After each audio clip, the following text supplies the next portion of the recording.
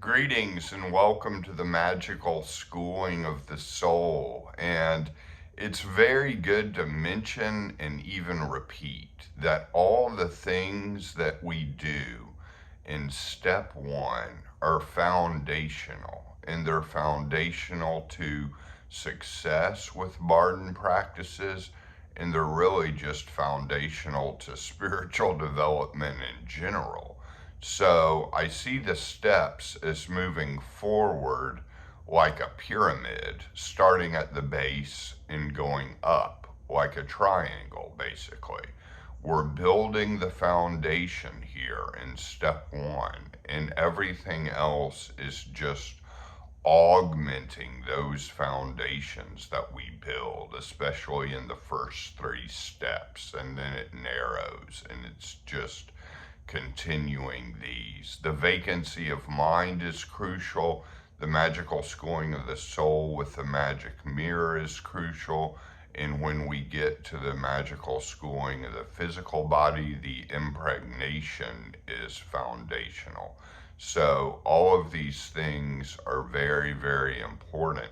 That doesn't mean you should get hung up on step one and take forever to get through it, because these are all lifelong practices.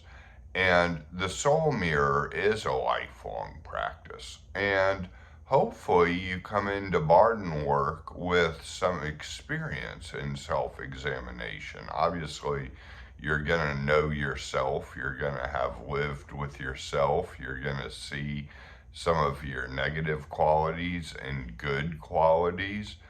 I feel like what I see a lot and hear a lot from clients is people focusing so much on the bad qualities, the black part of the magic mirror. So the magic mirror has a black part with your negative qualities and a white part with your positive qualities.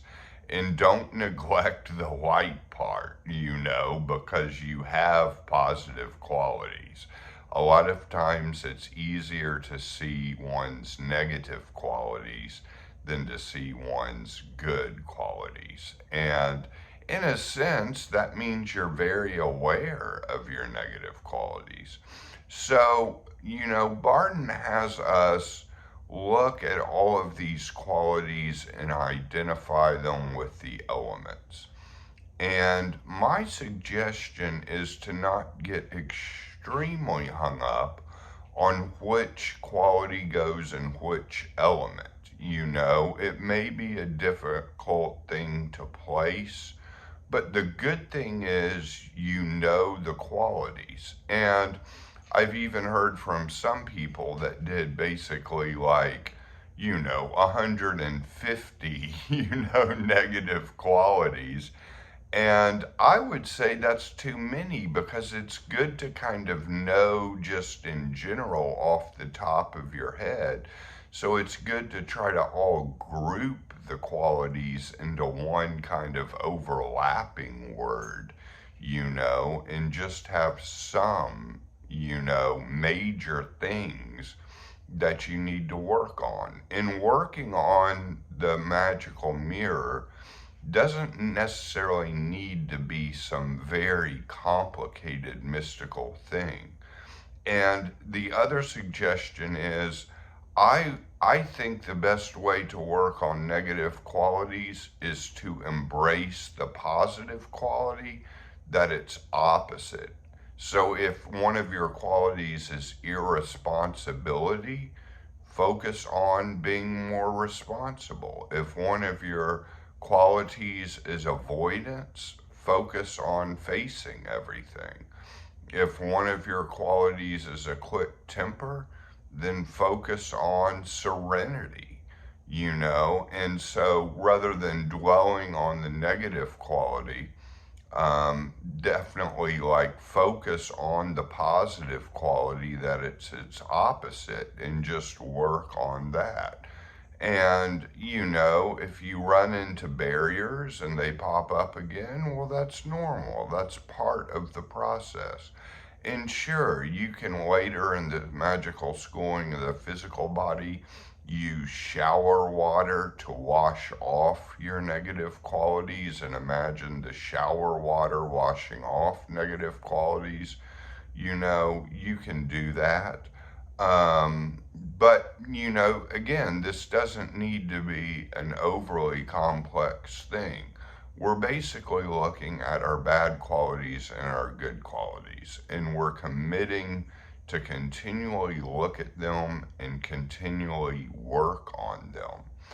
And the other thing I want to say is that the magical schooling of the soul with Bardon is psychological work. However, it doesn't completely overlap and translate to Western psychology on like a one-to-one translation business.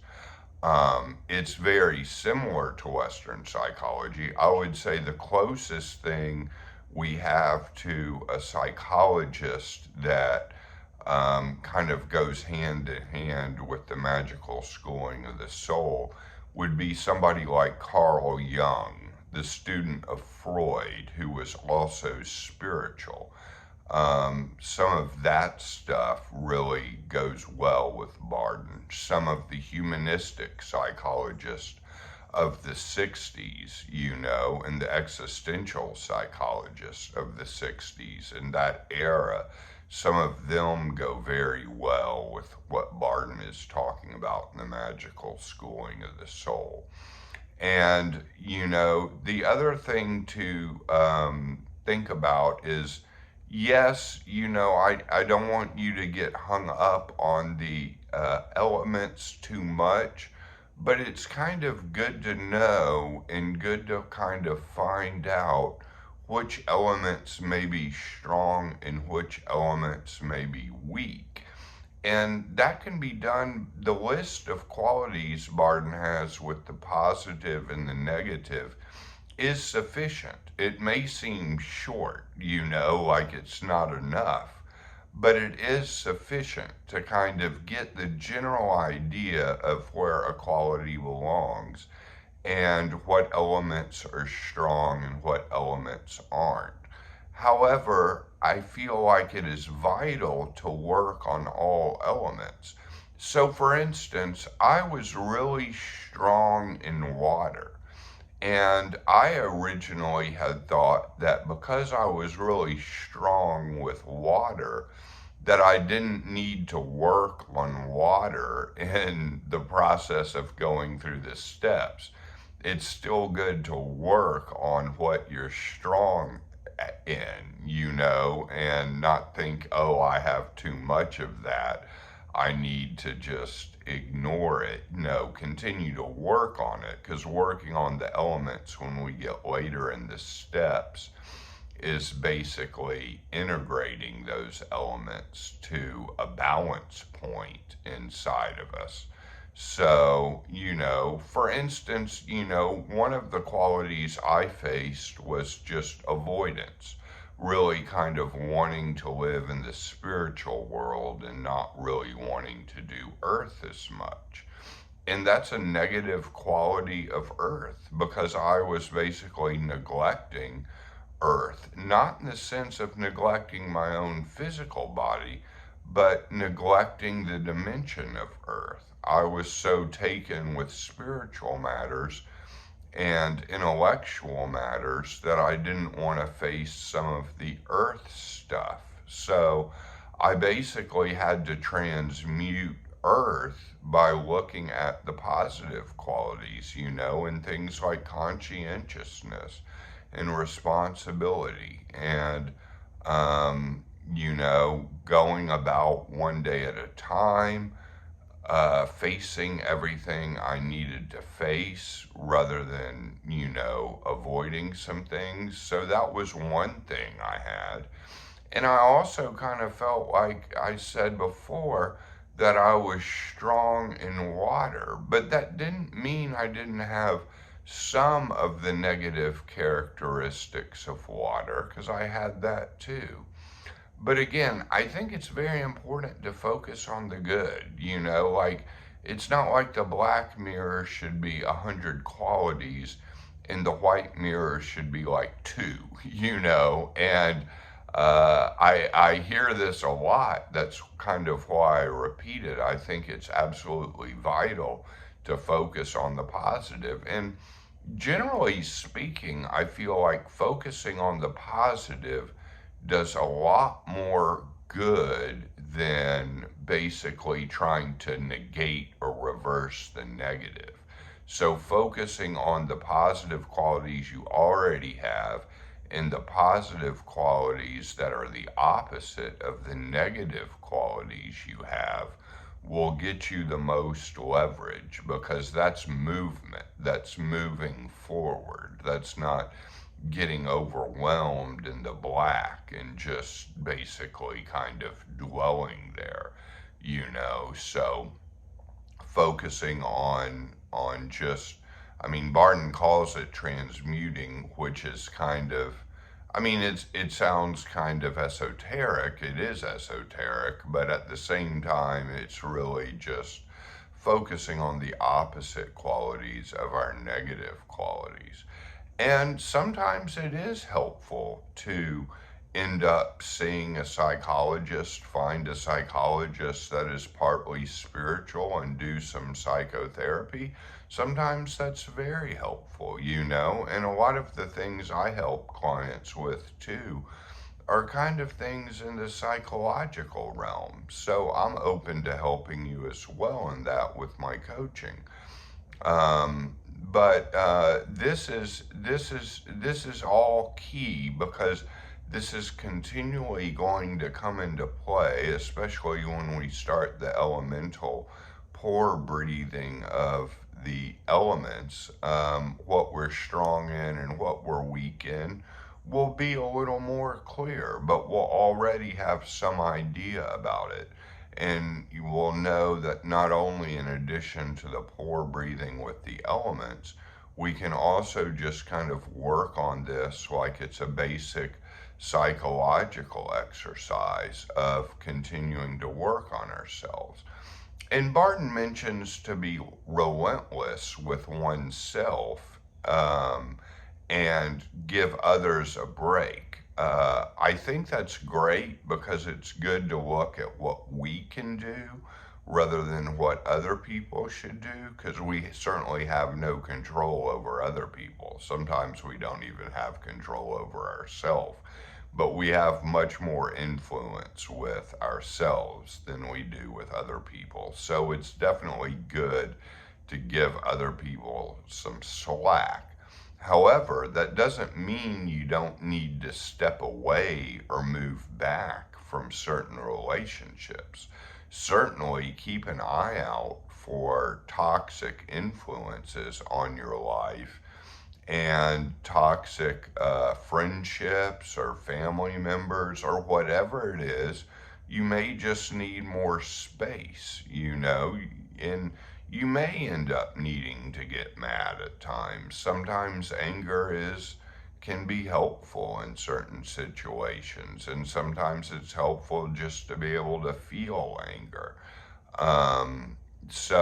But that doesn't necessarily mean to focus on others. Like, keeping the primary focus on ourselves will kind of give us a sense of power, and it gives a sense of, kind of ethics too, and gets us more in line with divine providence and with God by simply letting others off the hook. Even if there's others that you need to keep your distance from or set boundaries with, you're ultimately taking them off the hook, moving on, and focusing on what you can do for yourself. So, yes, that is a good quality, but don't hear some of this in the magical schooling of the soul and take it to some perfectionistic level, because a lot of people will get hung up on this. And know that what you start in step 1, which is basically what we're starting the astral mirror. The astral mirror work goes on and on. It never ends. We're starting it now. So getting started is key. And looking at some of the ones that jump out to us is very, very key. So my suggestion is, yes, keep a journal, keep a written book where you put all of these into. Keep it in maybe even a sacred place or a hidden space. Bardon mentions make sure no one else reads it. Sure, it can be kind of a control book in a sense, but it's also like your kind of private stuff, because a sense of privacy and silence is usually good for magical work.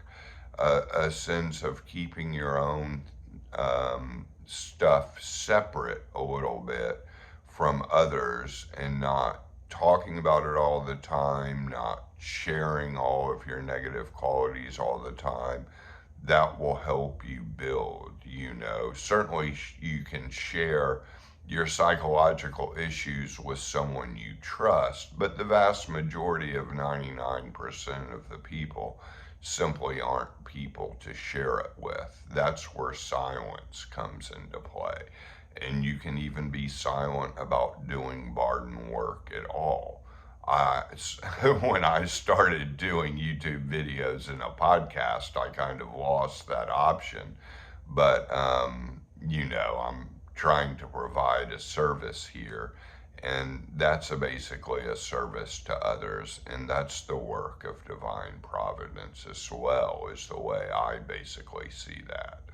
So we're getting started with the magic mirror, and we're getting started working on our self and looking at ourself more and more. And do a good bit of work, get started, but don't get too hung up on this part of step one. Bardon, it's one of the shorter sections of step one in the book, and that's kind of for a reason. I don't think it's something to get hung up on, because we're always going to keep working on all of this stuff. So hopefully you've got some value out of this video. Many, many blessings. You can always contact me at thegraveyardcowboy@gmail.com. All right, guys, I will see you in the next module.